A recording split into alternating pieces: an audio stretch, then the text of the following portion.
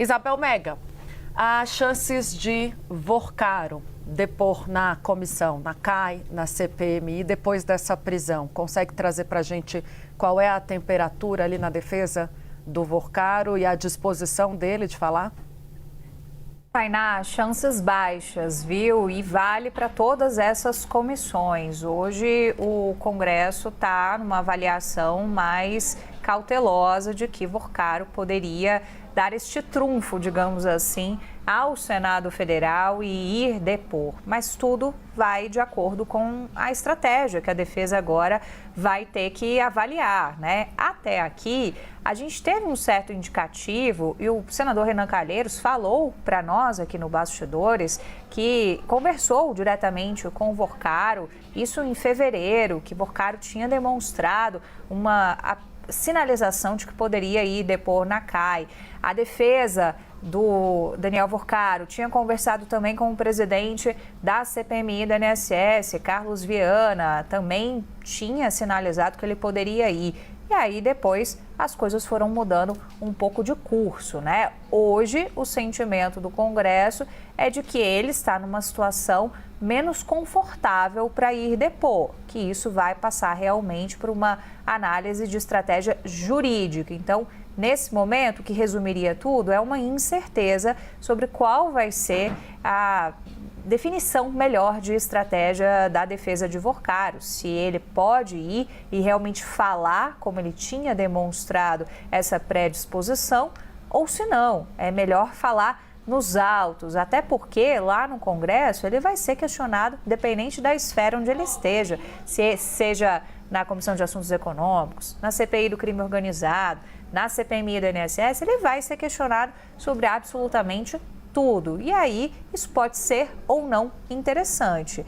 Então, o que está acontecendo neste momento é visto como um ponto de muita dúvida sobre o que pode ser gerado a partir, portanto, dessas novidades muito grandes desse dia de hoje.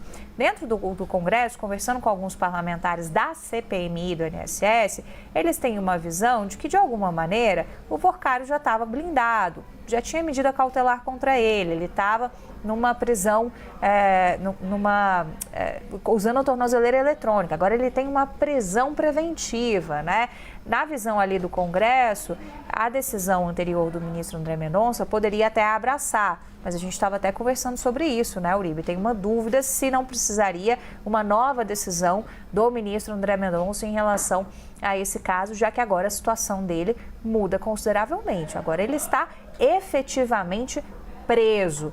E aí, isso tudo vai ajudar a dar uma direcionada nos trabalhos, porque politicamente a gente tem camadas do Congresso Nacional que estão muito interessadas em explorar este caso Master, porque enxergaram ali um ativo político muito forte, para pegarem para si um selo anticorrupção, um selo de defesa dessas investigações, sobretudo diante de toda a gravidade de tudo que aconteceu. Mas tem a outra camada que a gente sempre fala por aqui, que está bastante preocupada. E aí a gente está falando de várias comissões, mas não está falando, por exemplo, da tal da CPI ou CPMI do Master.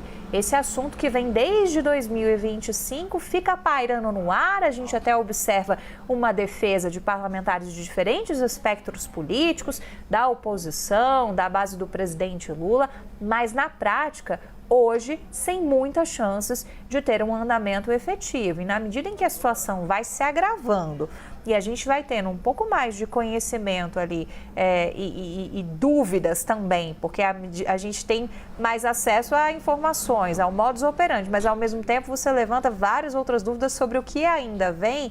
Isso tudo só torna ainda mais nebuloso esse cenário de uma investigação própria. Então, a gente vê uma atuação paralela dessas várias comissões de tentar abraçar o caso, algumas vezes sendo mais cerceado por decisões do Supremo Tribunal Federal, mas hoje a condição e a vontade está nas mãos de Vorcaro e da sua defesa. Se vai ser realmente interessante para ele ou não dar esse depoimento no Congresso Nacional e como é que isso poderia influenciar no processo dele também, em torno de toda a investigação que é conduzida pela Polícia Federal.